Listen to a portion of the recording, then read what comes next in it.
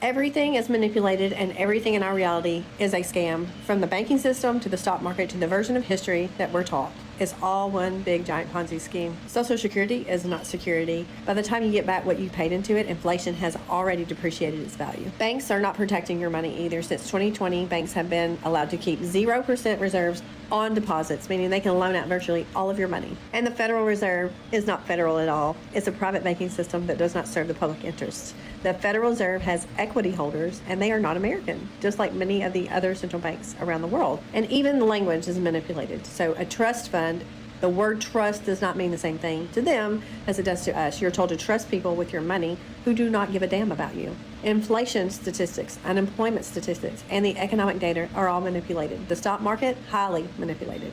Everything is a Ponzi scheme, except for if you or I ran it, we'd be in jail. But the interesting part is they do tell us the truth, and it's through fiction. Think about it, The Wizard of Oz and Rumpelstiltskin. These stories revolve around illusion, deception, and authority. So the witch rules through fear and control enforced by her flying monkeys who police the people. History itself is written by the victors, which means much of what we've learned in the school system is a manufactured narrative presented as facts.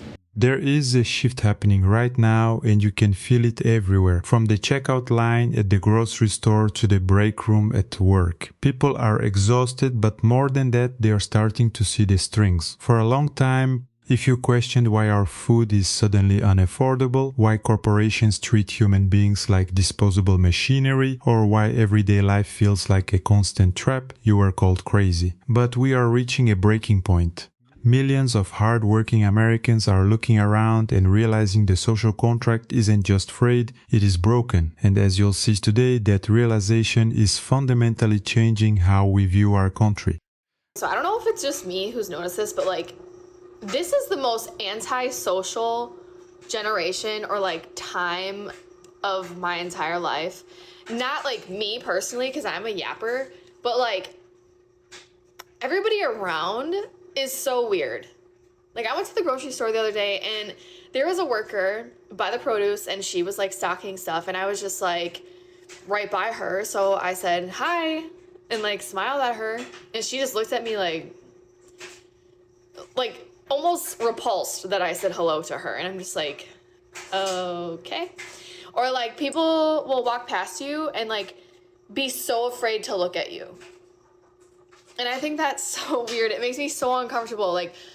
First of all, are you not aware of your surroundings? Because I stare at anybody who walks past me. I don't care if you're a man, a female, whatever you are, but I'm gonna look at you and I will stare into your soul because first of all, I'm just very aware of my surroundings and I like to know the people that are around me.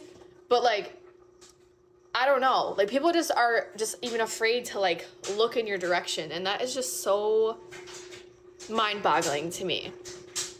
So I don't know if it's just the phone thing and social media that everybody's so comfortable with just being whoever they are online. They don't even know who they are in person, so they just act like a robot and just stay silent, but it's weird. People are struggling and people are dying and people are literally working their lives away to survive. And I don't know why, but it enrages me to see Met Gala. It's so tone deaf.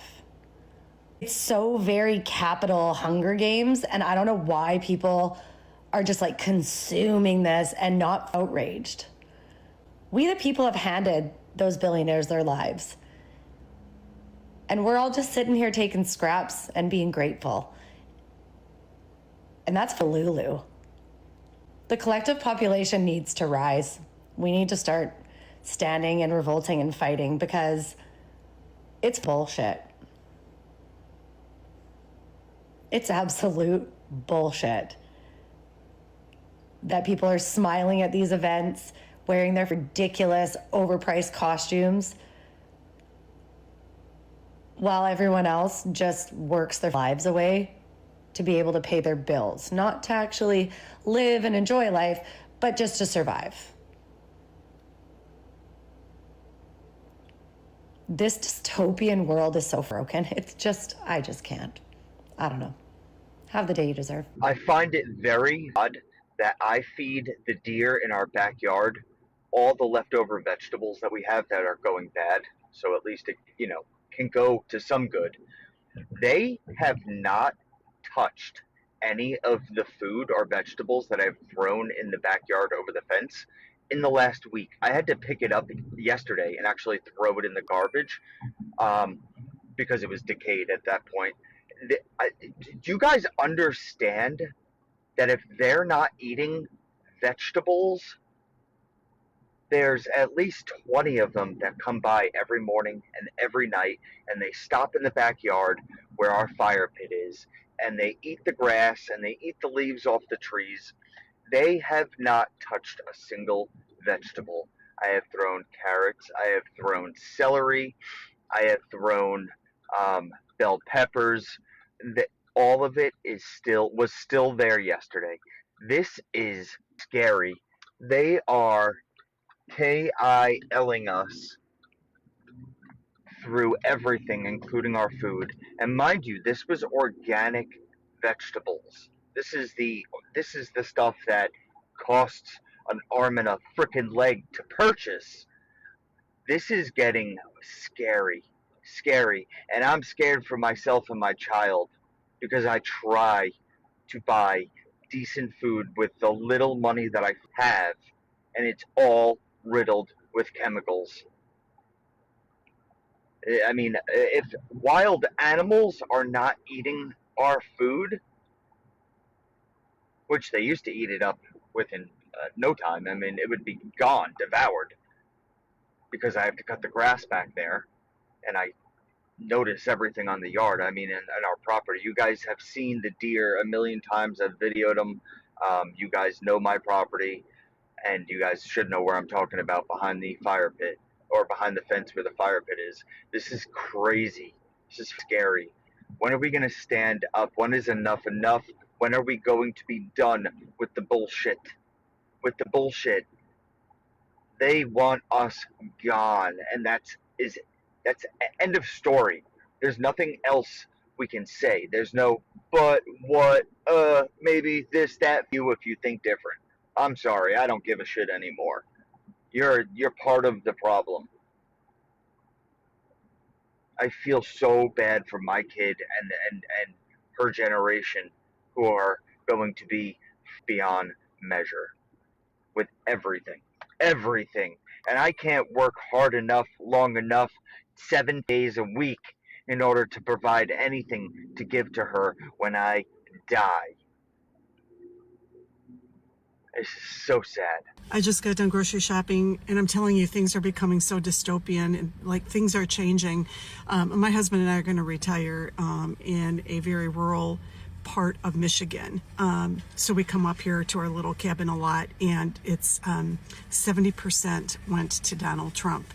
And the city itself is in the bottom 10%. Well, I should say top 10% for poverty. Anyway, it just felt so different. Everybody, I mean, the store was packed and everybody was moving so slow because like everybody was studying everything in shock. First, Meijer's, like so many grocery stores, was bombarding you with sale, sale, sale, sale. And, you know, you stop getting excited about it because when you look at it, yeah, you can buy 2 bags of cheese and get a third one free, but it still comes out to almost $5 for 2 cups of cheese. I mean, I bought 1 tomato for $2.50, a tomato. And it was like that everywhere. A loaf of bread now, if you wanted organic, was you couldn't find one for less than $5, but it had sale all over it. And I felt like, because I've grocery shopped here before, people who voted for Donald Trump, and they wear it proudly here, would walk around happy and cocky, right? Like winners. We're winners, as Donald Trump says. Nope. Nope. This price gouging, this economy is the great equalizer, because we were all now in the same boat. And there was a lot of like sharing comments to each other, a lot of commentary with total between strangers, including with me. And then I noticed some Trump supporters, again, wearing their, like, you could tell from the tattoos and everything, they were so unhappy. Like that cockiness and happiness, they were so unhappy.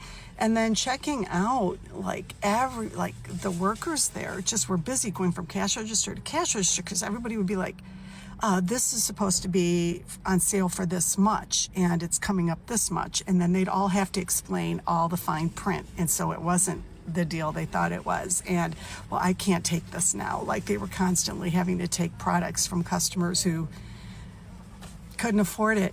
Like, this is bad. This is really bad. Let's see where this goes.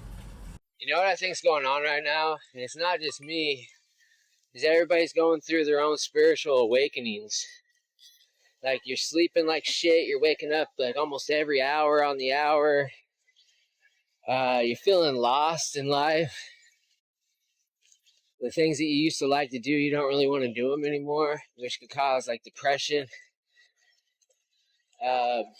Obviously, like the ears ringing, vivid dreams, crazy dreams.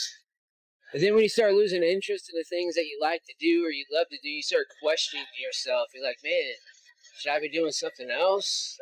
But then if you're like depressed, you don't really feel like doing anything, you know? And sometimes that's what it's there for, is to wake you up, because maybe you're on a path and now it's time to go do something else. And then other times it's just part of the spiritual awakening, you know? So surprise, they're not that fun, if anybody was wondering. And I don't know how many you can go through in life, but man, I swear this is like my 150th spiritual awakening, it feels like.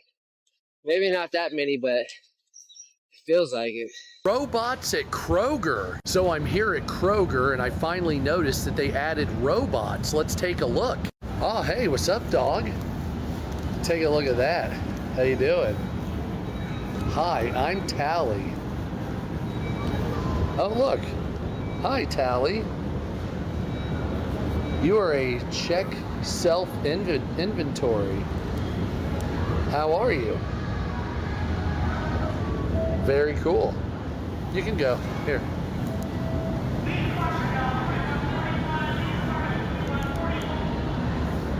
It's scanning me. Come on, Tally. Come on. There we go. See, he's having a good time. Well, she is, actually. I'm assuming checking the inventory. Very nice. So, very cool. That is a robot at Kroger. So that's where we're starting. Take a look at that. So I'm at 7-Eleven waiting for my fiance who's inside getting a drink, and this thing just told me to not loiter. Yep.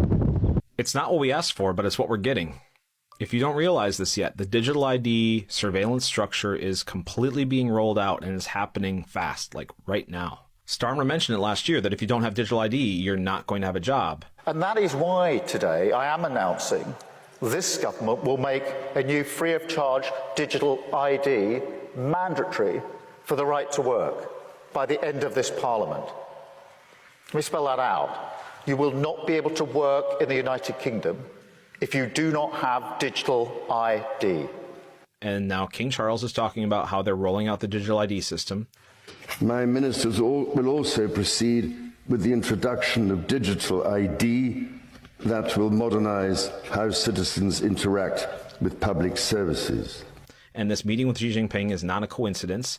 Trump brought all his tech bros with him, and they are installing this overarching surveillance system for the world. And all these countries that seem to be at odds with one another, they're not. Most of these countries are working together, even though they look like they're opposing each other. And the only countries that are really opposing this entire system are those that have a rule of law based on religion. Countries like Iran. And so those are the countries that are going to be resisting this the most, of course, because they believe that the rule comes from a higher power, not from the governing body. And if you don't want to participate in this system, I honestly think it's too late. Like, you've been a part of digital ID for years. Every time you unlocked your phone, every time you did a Google search, every time you left the country, every single thing that you've done that involves technology has involved a surveillance component for years and years and years.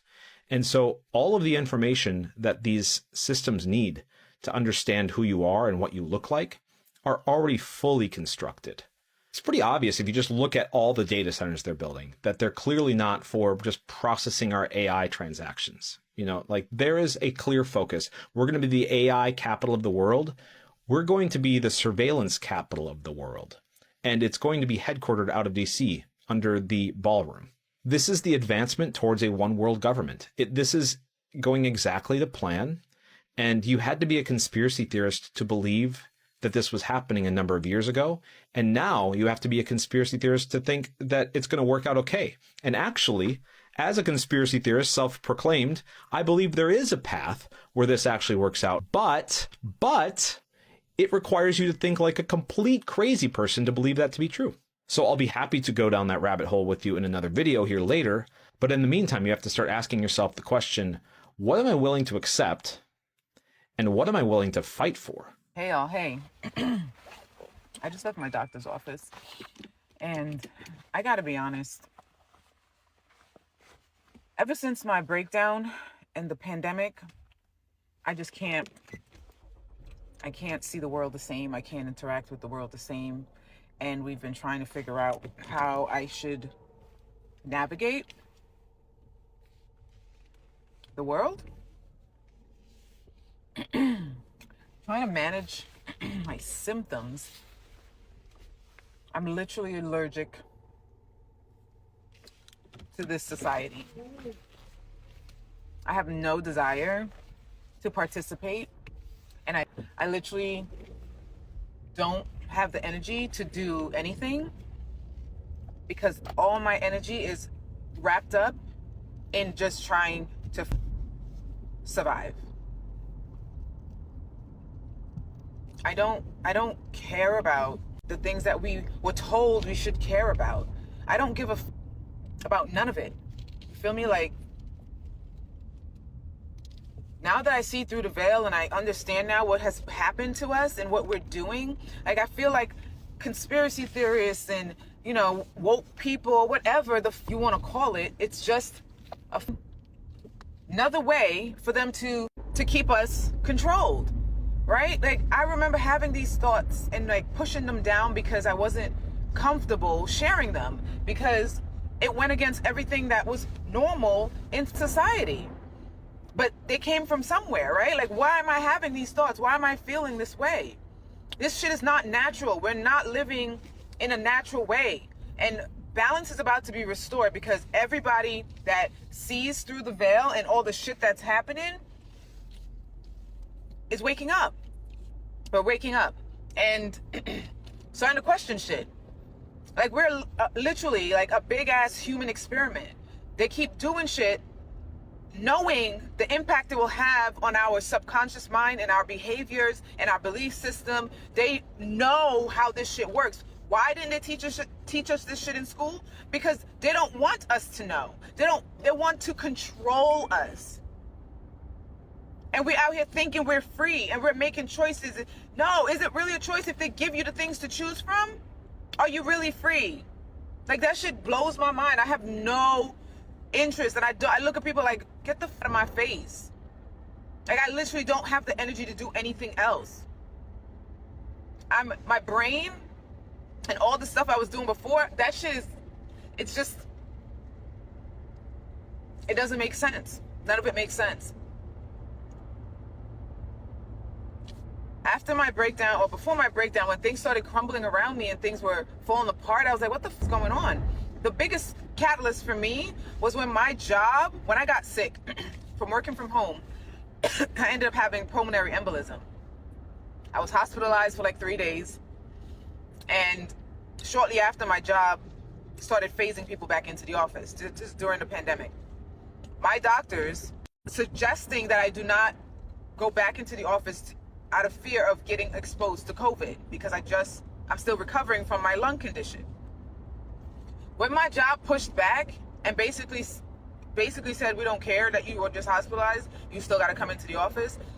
Mind you, I was working from home for over 2 years, doing my job efficiently. My direct supervisor approved the fact that I can still continue work from home, but they wanted to push back and basically said they didn't give a if I died or not. Because if my doctors are saying that I have a lung condition that can possibly cause complications and death if I get exposed to COVID, why would you demand that I come back into the office? And this is the shit I'm talking about. Like the things that they think they have control over, they think that they should be able to make decisions like that for your life. Like, you just proved to me that you don't give a fuck about me. And that shit hit hard, yo. I was like, what? And then the fight began after that. Like, after that, everything's changed for me. Everything changed for me. I was like, I can't. What the I'm not doing it. I started saying no. I was like, I don't care. And I filed civil rights complaints. I went up to HR. I filed a federal lawsuit. Like, all the things, exhausted all my resources trying to fight my case. And even was during this time, the process, I'm being told that you're up against a Goliath. I'm like, then call me David, yo. What the you know what I mean? Like, don't try to make this shit okay. Don't try to humble me and tell me to stand down because you're not going to be able to do and for system. Because at the end of the day, this is my life. And if I am not here, you're going to move the phone. So I have to prioritize myself. And I don't even know what that looks like because I've never had to do that before. Well, not had to, but I should have. But I've never done it before, right? I've always been dependent on external things for everything. And everything came to light. Everything started unraveling. And I was forced to face myself. So I'm grateful for all the things that I went through. Don't get me wrong. But it exposed so much that I can't function in society anymore. I can't function under these rules, these systems, none of it. I can't. And I'm not going to be forced to. I literally don't give a fuck what the consequences are. Because death at this point is not a threat. That's not a threat. That's something I gladly welcome at this point. You know what I mean? Like, I return to whatever. Like, this body can go to hell because it's been programmed by somebody else. It hasn't been programmed by me. So I'm now trying to figure out how my body works, understand who I am, and connect with whatever that I'm supposed to have been connected to. And I look around and there's nothing in this society that supports this. I don't want no parts of it. I'm over it. And I just left my doctor's office and we're constantly talking about like how to help me recover from the shit that I went through. And they slap a label on you when you start waking up.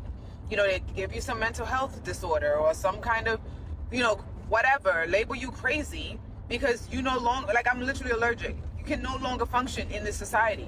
I don't want to work for nobody because I realize they don't give a fuck about me just to make money to pay for shit that y'all made up, that y'all are stealing from the earth anyway. Like, all this shit is made from natural resources. Everything. Every single thing that you see, that you use, everything, this car, this phone, your spoon, everything. They figure out how to use natural resources to create something. And then when you invent money and then exploit people to make the money to buy the thing that you use natural resources to create. Why are we not just sharing and evolving as a society? If I create something from natural resources that we all can benefit from, why would I not just share it? None of this shit makes sense and nobody's been questioning it. And now we're all sitting here watching this shit crumble. But hey, it's America for you, right? Over it.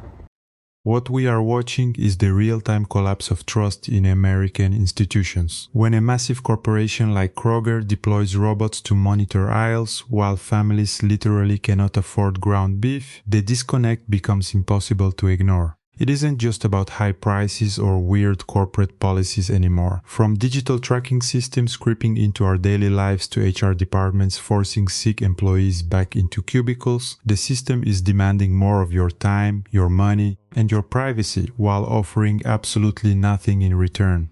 People aren't checking out because they're lazy, they are walking away because they realize the game is rigged. The anxiety you feel isn't an isolated mental health issue, it is a totally rational response to an economy and a culture that has commodified human survival. Are you feeling this same disconnect in your own life, whether it's at the grocery store or at your workplace? Have you reached your own breaking point with these systems? Let me know what you are seeing down in the comments. Thanks for watching, I'll see you in the next one. Take care.